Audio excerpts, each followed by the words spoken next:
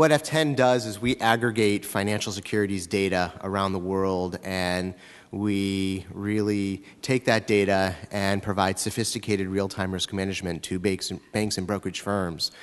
Started the company in 2001 on 9/12/2001, and it's been a very successful run back in December. Recently sold the business to NASDAQ OMX, the global exchange operator. Today we operate in New York, Denver, London, Hong Kong. We're expanding in Sydney. And from a staff perspective, somewhere between 70 and 80, and we're looking at adding on another 26, 27 around the globe over the course of next year. Our company was formed out of a need. We all have young children. We have developed in our community what I would call a nonprofit community center. So we have a 15,000 square foot location in Chelsea Flatiron where parents come with their children. There's a state-of-the-art museum quality indoor playground. There are 7 classrooms. We offer 100 classes a week for kids under 5, anything from music, science, construction, ballet, you name it. If your kid's doing it under 5, they can come to Appleseeds. There's a store where there's children's clothing and books. We offer haircuts.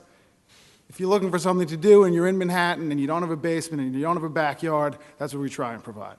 We are opening our second location on the Upper West Side in March of 2012. We signed the lease over the summer.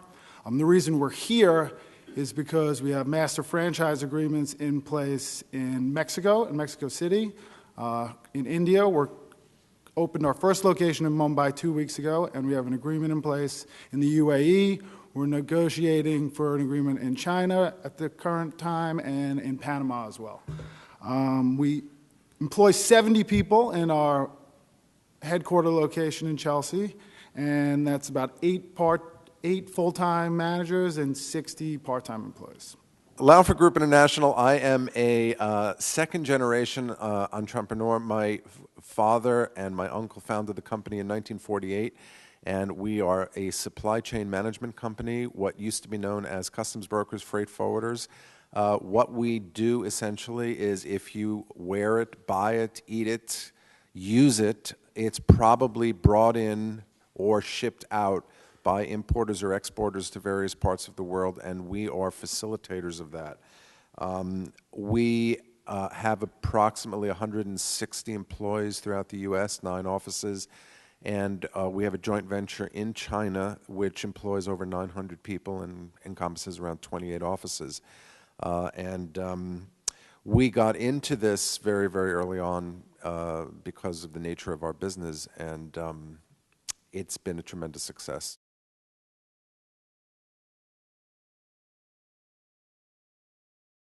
I can start by saying what the worst thing is. The worst thing is to read a book that tells you how to behave.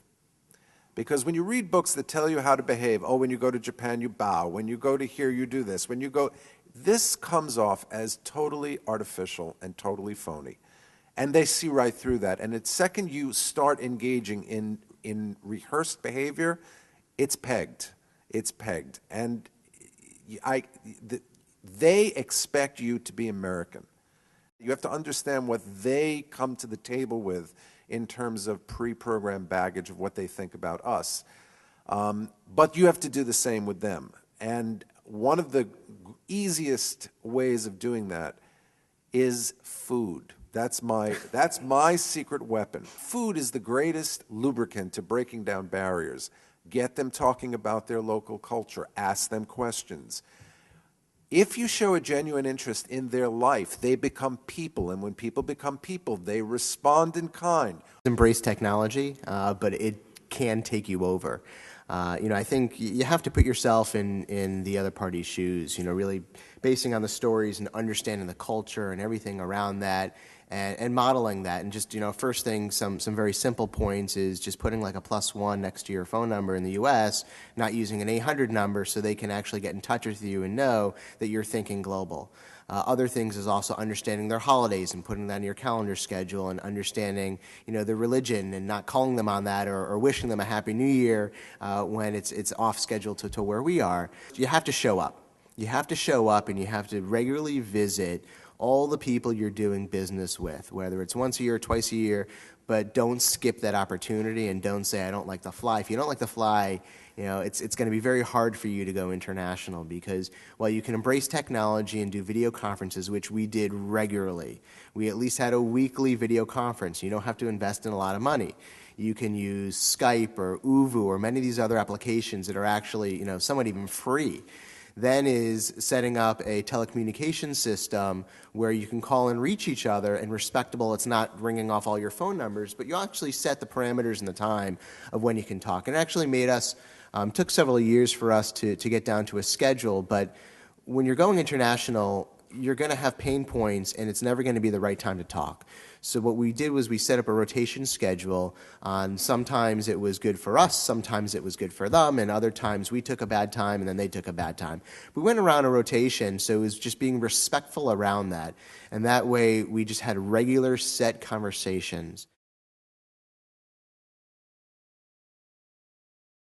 We took a very conservative approach with these deals. You look at regions of the world like this, and they're gigantic. I mean, how do you put a price tag on China? How do you put a price tag on India? So it really comes down to deal structure, where your partner needs to prove themselves. So what you want to do is, the last thing you want to do is have someone bring your brand into a part of the world and then tell them that they don't have it exclusively.